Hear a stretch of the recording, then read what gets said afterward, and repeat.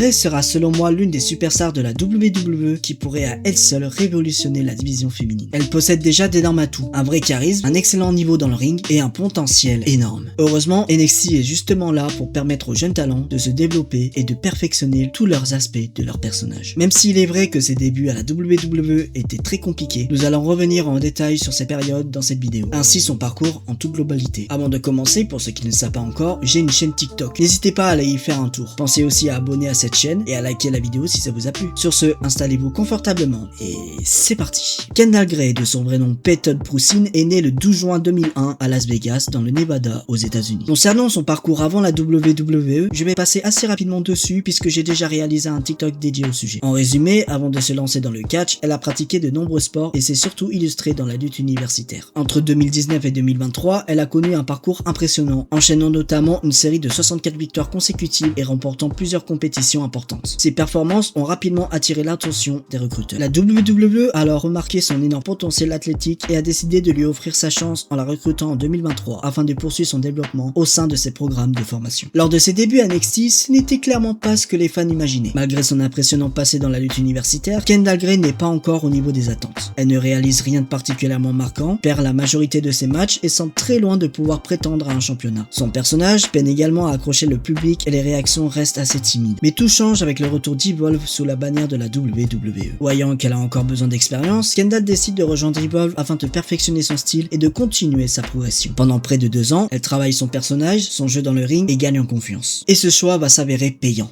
Elle fait également son retour à NXT en août 2025. Et là, c'est une toute autre Kendall Gray qui se présente devant les fans. Plus agressif, plus technique et surtout beaucoup plus à l'aise dans le ring. Elle met pleinement à profit son passé de lutteuse. En résumé, elle exploite enfin tout le potentiel qui avait poussé la WWE à la recruter. Sa domination à Evolve confirme cette progression puisqu'elle conserve le championnat féminin pendant 150 jours, prouvant qu'elle est désormais prête à franchir un nouveau cap dans sa carrière. Entre temps, Kendall Gray se rapproche de Brent Sinclair et les deux finissent par former une équipe baptisée le Rank UCC. Personnellement, je trouve que le nom est assez particulier, mais il faut reconnaître que l'association fonctionne très bien à l'écran. Les deux catcheuses développent une bonne alchimie, aussi bien dans le ring que dans leur segment, ce qui permet à Kendall de gagner davantage en confiance et en visibilité auprès du public. D'ailleurs, lors d'une interview, Kendall Gray a expliqué que Brent Sinclair l'avait beaucoup aidé à sortir de sa coquille. On peut même dire que Brent a joué un rôle majeur dans sa progression, en l'aidant à prendre confiance en elle et à s'affirmer davantage au sein de NXT. Que ce soit en équipe ou individuellement, cette période marque un véritable tournant dans la carrière de Kendall Gray, qui commence enfin à montrer son véritable potentiel que la WWE avait repéré dès son arrivée. Kendall Gray prend une toute autre dimension lorsqu'elle est choisie par John Cena pour participer à l'Iron Survivor Challenge. Oui, John Cena en personne. Hein. Et honnêtement, ce choix peut se comprendre. Match après match, elle montrait une progression impressionnante et livrait des prestations quasiment sans faute. Malgré tout, il ne fallait pas s'emballer si vite. Kendall arrivait dans ce match avec le statut d'outsider. Après tout, elle venait seulement de revenir sur le devant de la scène et se retrouvait face à des adversaires redoutables comme Kelani Jordan, Sol Ruka, Lola Vice et Jordynne Grace. Maintenant, je vais être clair. Ce match, il faut vraiment que vous le regardez. C'est un véritable banger du début à la fin. L'action ne s'arrête jamais, tout le monde brille, et les résultats restent incertains jusqu'aux dernières secondes. Et là, contre toute attente, c'est Kendall Gray qui le remporte. Oui, l'outsider, celle que pratiquement personne ne voyait gagner. Je pensais qu'elle allait échouer face à une telle concurrence. Heureusement, je me suis complètement trompé. Quand elle a réalisé le tombé final et que la cloche a sonné, je me suis littéralement levé de ma chaise. J'étais tellement surpris et heureux que j'ai eu du mal à redescendre de l'euphorie après le match. C'était le genre de moment qui te rappelle pourquoi tu regardes le catch. Un résultat inattendu,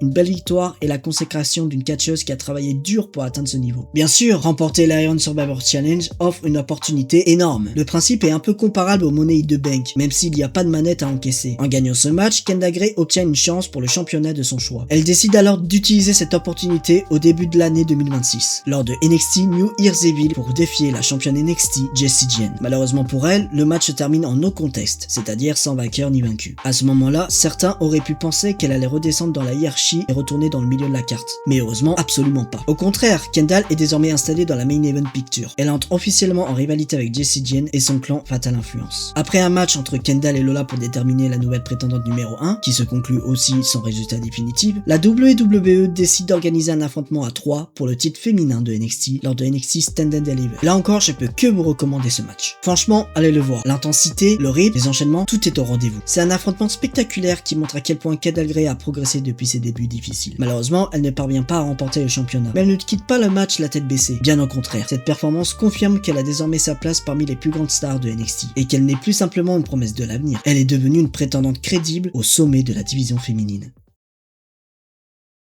Pour conclure, le parcours de Kendall Gray est tout simplement impressionnant. Elle est passée du statut de catcheuse quelconque que personne ne voyait réussir à celui d'une véritable prodige de NXT. Comme je l'ai dit au début de cette vidéo, elle possède pratiquement tout ce qu'il faut pour atteindre le sommet. Un excellent niveau dans le ring, une crédibilité naturelle grâce à son passé de lutteuse, une progression constante et une capacité à captiver de plus en plus le public. Cependant, il y a une idée qui me trotte dans la tête depuis quelques temps. Je pense que Kendall pourrait être encore plus intéressante dans le rôle de heel. J'ai vraiment le sentiment qu'il y a quelque chose à exploiter là-dedans. Imaginez un instant qu'elle trahisse Ron Sinclair. Si cette rivalité est bien construite, elle pourrait propulser les deux catcheuses dans un niveau supérieur. Non seulement Kendall y gagnerait en caractère et en profondeur, mais Vren aussi pourrait énormément bénéficier de cette histoire. Une rivalité basée sur leur amitié, leur parcours commun et tout ce qu'elles ont traversé. Ça pourrait donner quelque chose de spécial à NXT. C'est le genre de scénario qui, s'il est bien raconté, peut marquer les esprits pendant longtemps. Quoi qu'il arrive, l'avenir semble prometteur pour Kendall Gray. Elle a déjà accompli énormément de choses en si peu de temps. Et si elle continue sur cette lancée, elle pourrait devenir l'une des figures majeures de la division féminine dans les années à venir. En tout cas, je lui souhaite le meilleur pour la suite de sa carrière. Et vous pensez-vous que Kendall Gray a le potentiel énorme de devenir championne majeure de la WWE? N'hésitez pas à donner votre avis dans les commentaires, je vous lirai tous. Sur ce, c'est ma première vidéo sur YouTube que j'ai faite du coup, parce que les autres vidéos c'était fait sur TikTok avant, donc voilà, c'était compliqué. Mais voilà, je suis arrivé au bout. J'espère que ce nouveau format vous plaît. N'hésitez pas à mettre un like et vous abonner, à laisser un petit commentaire. Sur ce,